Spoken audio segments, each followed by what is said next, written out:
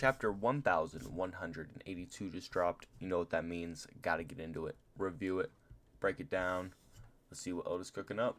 Chapter 1182 is titled Zaza. And no, not the devil's lettuce, not the ganja. Zaza is a Japanese onomatopoeia that means rainfall. So, essentially, chapter 1182, rainfall. Our cover page is a fan request of Isho, aka Fujitora, smacking on some udon that was made by a fox.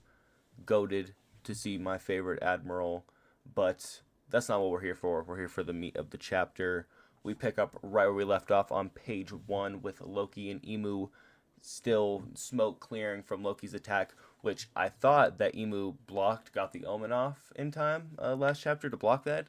That is not the case. We get confirmation that Imu was hit by Loki's attack, but Loki is once again struggling in this form to see Imu.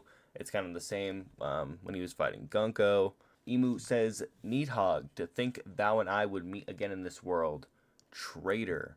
So, confirmation pretty much that Needhog used to fight on Imu's side, and that's why I was wondering last chapter why Imu got so riled up when they saw Needhog, and here's the confirmation. They were allies in the past, it would appear. Imu lays eyes on Ragnir and comes to the conclusion that the snow and lightning combo between Loki is OP. Lightning is born from colliding ice, Imu says, so that synergy together is just too broken, and he's not wrong so far. They've been cooking.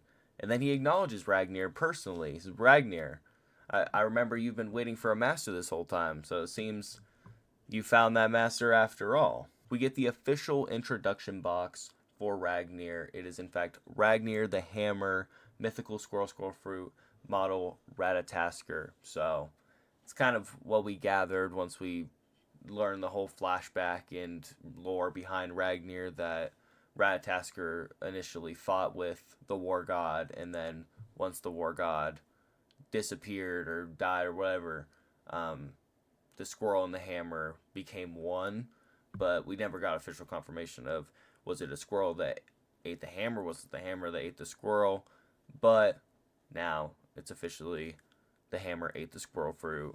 Makes the most sense. We get a little combo attack from Ragnir and Loki. Ragnir shoots out like a cloud of frost or like mist, and then Loki through it shoots a lightning bolt, and it splits off into a bunch of mini projectiles. Probably a super lethal attack, but unfortunately he's using it against Imu, who counters back with their own very new move, Nova Eclipse, and the circle that is on their back with all the eyes on it goes overhead and definitely increases a couple sizes and starts cracking black lightning and shoots out what Imu shot from their staff and from the omen, those little demonic emoji balls. I don't know how to describe them exactly. But yeah, just a ton of those, just black flames colliding with the ice and lightning. We get a giant full spread, which unfortunately looks like Loki is on the losing end of the exchange. He's not landing a ton of hits. I mean, there's one or two explosions, but one of his wings gets a direct hit from one of those blasts, and then we just cut away with black flames engulfing the entire forest. Never see this fight the rest of the chapter. That's all we get from Imu and Loki. We finally get some Lilith and Bonnie again, and Bonnie is looking down on the scene of Elbaf right now. It's just like scary, and Lilith is like, get back, like you're not fighting that, Bonnie. This is way beyond anybody, as she's lying next to the defeated Sanji and questioning who is this person that's more powerful than the Holy Knights and the Five Elders, and basically comes to the conclusion that it makes sense that a government that has existed for 800 years would have some ghosts in the closet or some skeletons in the closet, you know. Sanji sits up, getting ready to get back into the fight. Round 2.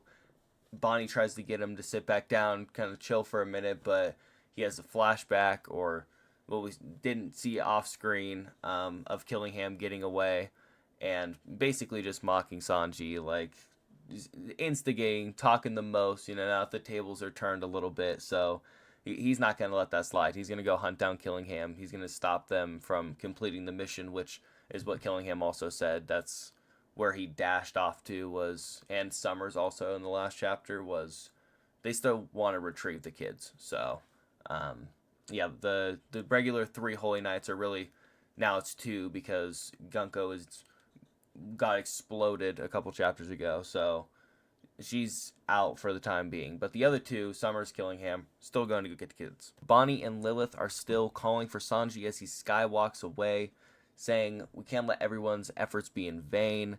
Luffy and Usopp admire this country. Like, we can't let anything bad happen to it. And also, the kids. And also, of course, it's Sanji. This is the land of giant beauties. Hopping over to the Owl Library, we see that Robin and Saul have found a hidden room all of a sudden. And there's Biblo and all the books. So, Biblo, I'm sorry for suspecting you of things, Oda's given me a little bit of reason to be suspicious, given the last few arcs with the traders. So, had to be sure before we just let him slide. But he in fact saved all the books, and Robin and Saul thank him for that. Saul tells Biblo that it's more of a mystery than Saul once thought, which we've all kind of been thinking. There's plenty of theories circling around Biblo that he might be a Joy Boy crewmate or maybe a possible Zoan. Obviously still speculation about his fruit because Lilith is just a guess. We never got the official text box like we just did with Ragnar, with Oda confirming it himself. So it could really be anything at this point.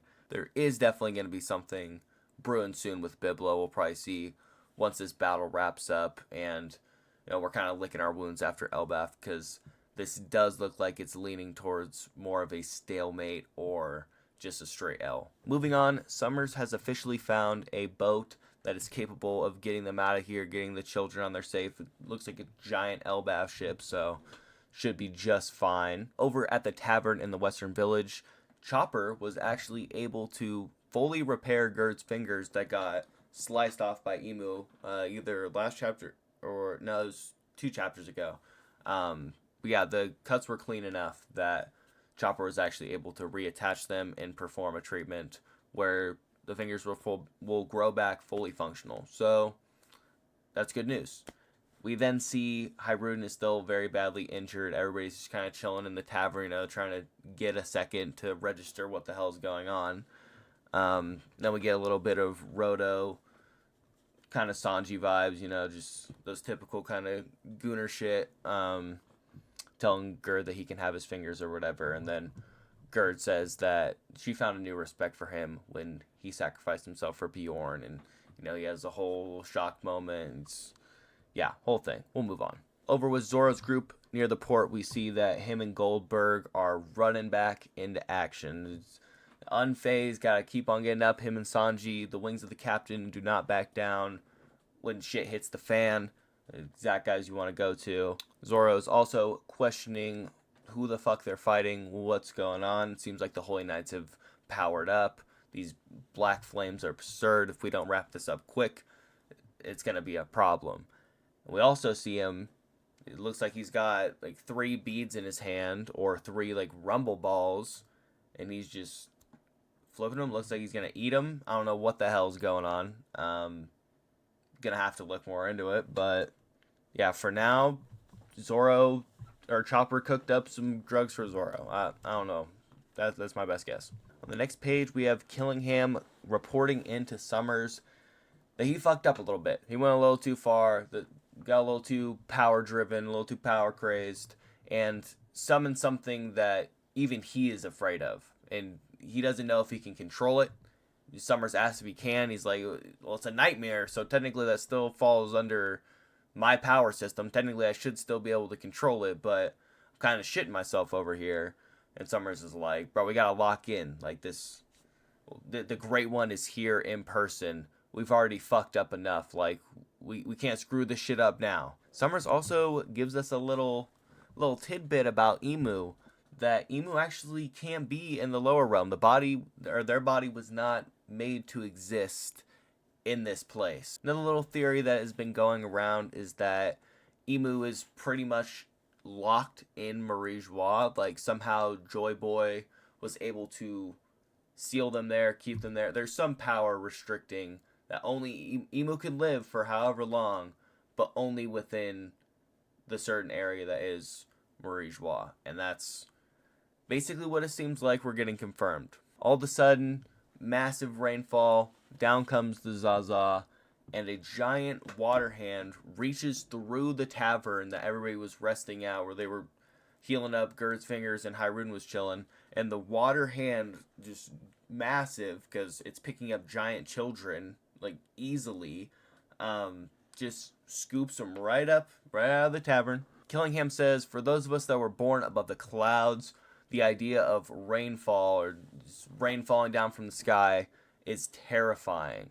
And he's heard stories of Nika and the D clan, but also of a monster known as the Rain God that appears with the rhythm of the rain dance. So it seems like all these different gods, Nika, Zaza, whoever the other ones are, they all have their own beats. You know, they all got their own theme music. And just then, in that panel, is just a giant water goddess, pretty much, is the best way I can describe it, with a giant, what's it called? Like the Straw Hats in Wano, I can't think of the name right now. But one of those with like beads and cloth hanging down, and then, of course, covering the face, typical Oda. We can't get too much reveal. This is just a nightmare. It's not the actual Rain God Zaza. But yeah, it's crazy design. I was not expecting this, so I was not expecting us to get other name drops of the gods this early, but I mean, it is Elbaf. We've been getting everything else: the Shamrock reveal, the Rocks reveal, like Needhog reveal. So this is it. We are officially in the end game. We also do get the official title drop of Rain God Zaza, like the actual title, but it is a dream demon. So, and this is also unofficial translation. So, who knows what the official name will be? What Viz comes up with? But I'm all good with Zaza. We can stick with Zaza. I don't really care. But anyways, Killingham and Summers are just, this is the first time things have been going their way since they got to the island, so they're back in a good mood. We can leave whenever. Like, I got the kids, you got the boat. Let's report to the Great One and skedaddle up out of here. And fuck it, not yet, because Zoro and Sanji are loading up. They meet eyes, both launch into action. Zoro says, "Don't screw this up." Sanji's like, "Right back at you." So we're ready for round 2. This chapter did feel kind of short, but it also did have some pretty heavy lore. You know, we found out Imu's body can't exist in this realm. Zoro's eating rumble balls. We got the Rain God Zaza. So there is a good little bit to think about and marinate, because we are on another break next week. Last week was Golden Week in Japan. This week is probably an Oda break, just the standard schedule one. Me personally, I'm still waiting to see Luffy enter the fight against Imu. That's what we're all waiting on bated breath for.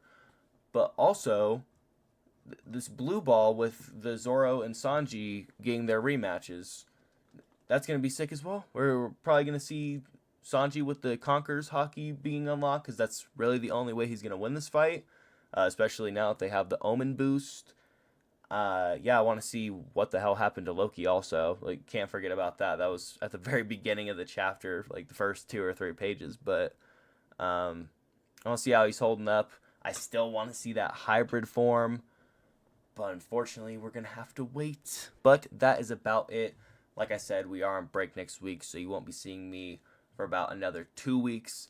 But yeah, let me know what you guys think about this chapter, your predictions for the next one possibly. What do you want to see the most? But yeah, that's about it. Peace.